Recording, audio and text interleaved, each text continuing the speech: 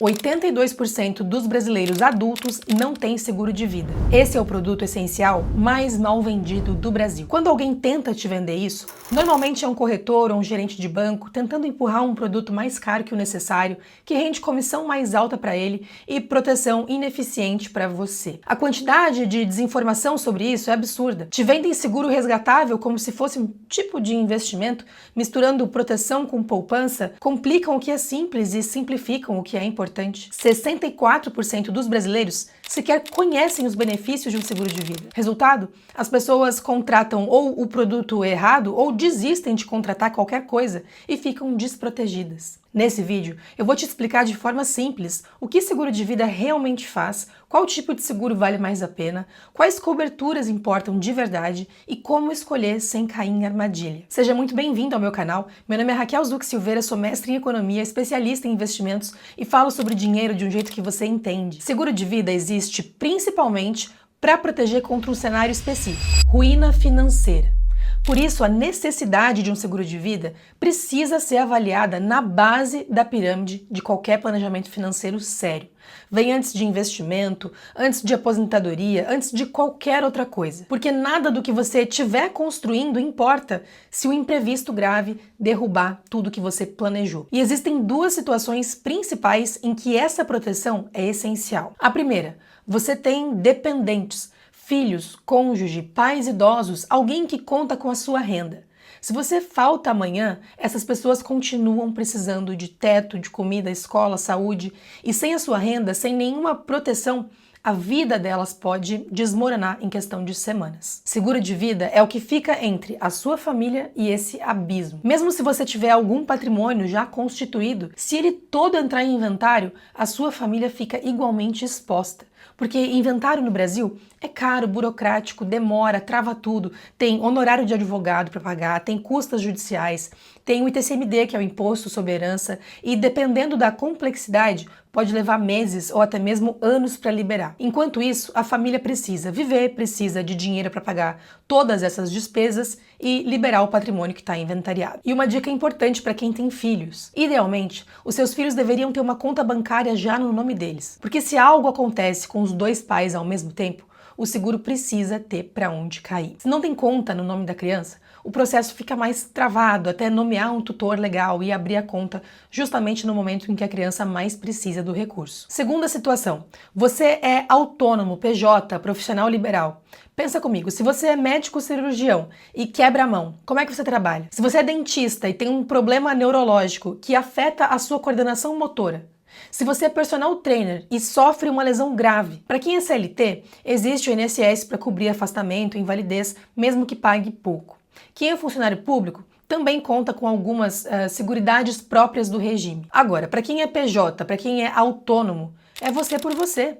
E as coberturas em vida de um bom seguro fazem exatamente esse papel. Agora, existe uma exceção: quem já construiu muito patrimônio suficiente para se manter mesmo sem renda e para manter os dependentes também. Nesse caso, o seguro de vida deixa de ser uma proteção contra a ruína e passa a ser uma ferramenta de planejamento sucessório, de transmissão do próprio patrimônio que foi acumulado para os herdeiros com benefícios fiscais. Mas isso é uma realidade de pouquíssimas pessoas. Em suas diferentes formas de comercialização, o valor do seguro de vida não entra em inventário.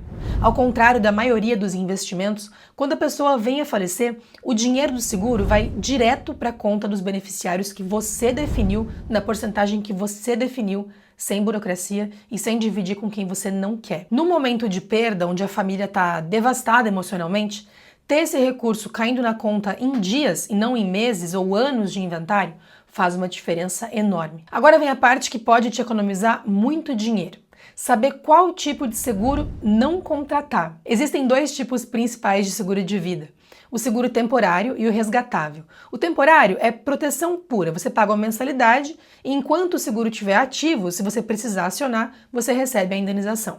Se não precisar, o dinheiro que você pagou foi o custo da proteção. Já o seguro resgatável mistura proteção com uma espécie de investimento.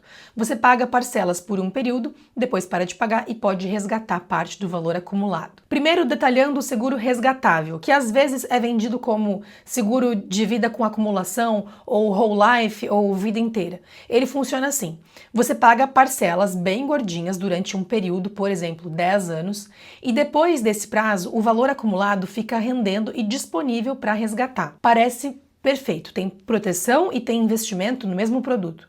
O problema é que para a imensa maioria das pessoas, ele é ruim nos dois. Como seguro, ele é muito mais caro que o seguro temporário, porque parte do que você paga vai para essa reserva que você pode resgatar.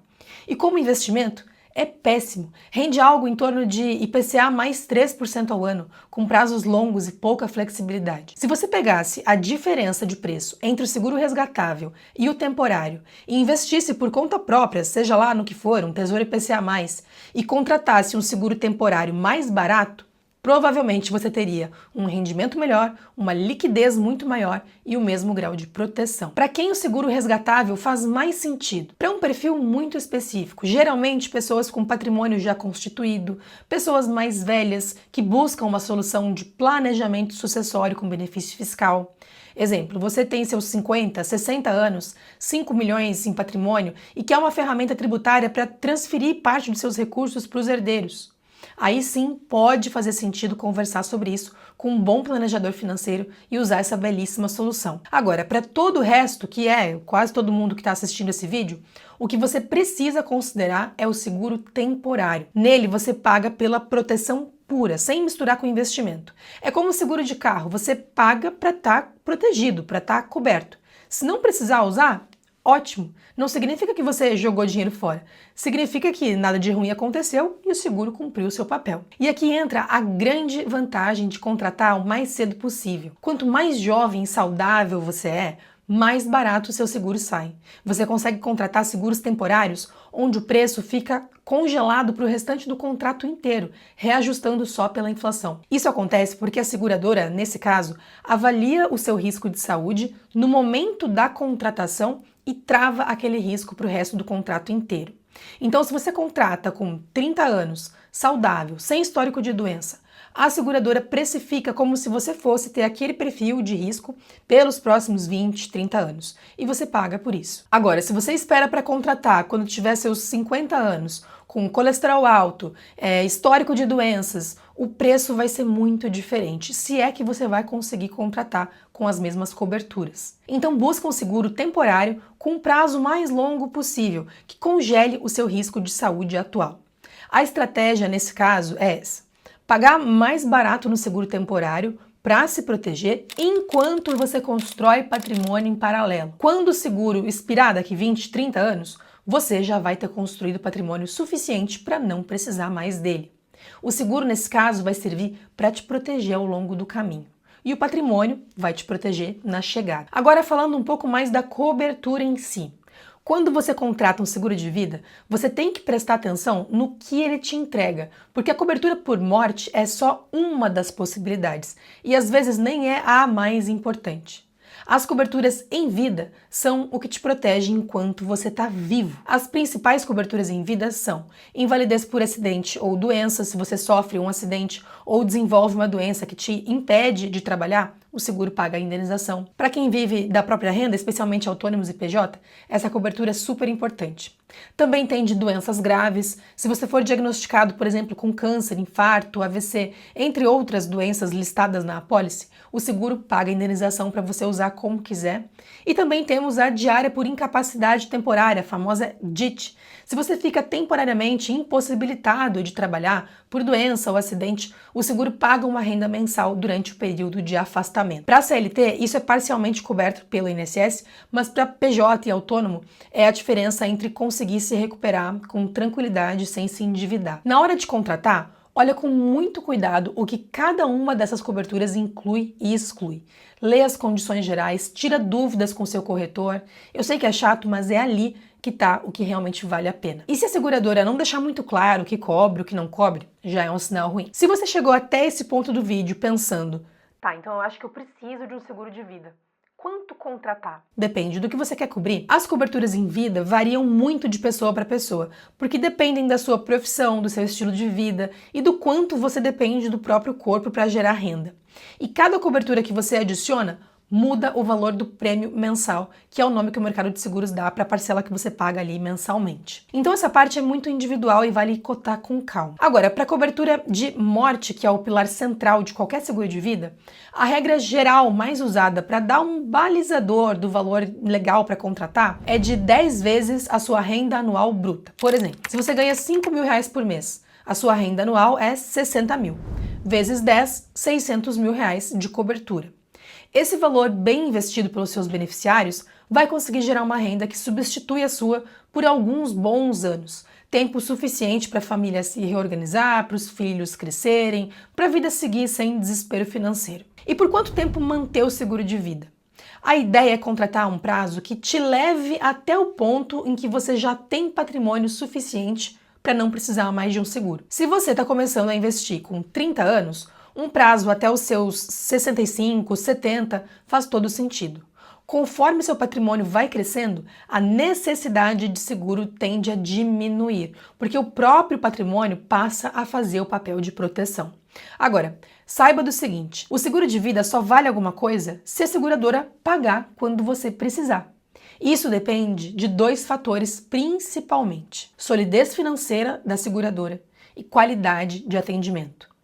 Antes de contratar, faz o seguinte: primeiro, vai no Reclame Aqui e procura a seguradora. Olha a nota, olha os comentários e principalmente olha como ela responde às reclamações. Seguradora que é boa resolve rápido. Seguradora ruim enrola, pede documento em cima de documento e tenta de tudo para não pagar. Segundo, pesquisa o tempo médio de pagamento da indenização. Pela regra da SUSEP, que é quem regula esse mercado, a seguradora tem no máximo 30 dias para depositar o dinheiro. Só que esse relógio de 30 dias só começa a contar depois que você entrega toda a papelada exigida. Se faltar um carimbo, o prazo trava.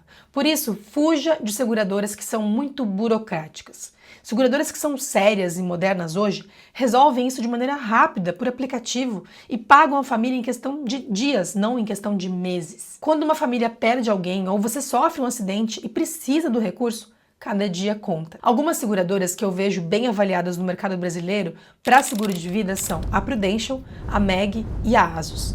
Cada uma com perfis e produtos diferentes. Eu não estou recomendando nenhuma especificamente, nem vou falar qual é a minha, porque o melhor para você depende do seu perfil, da sua idade e das coberturas que você precisa. Mas esses aqui são bons pontos de partida para começar a cotar.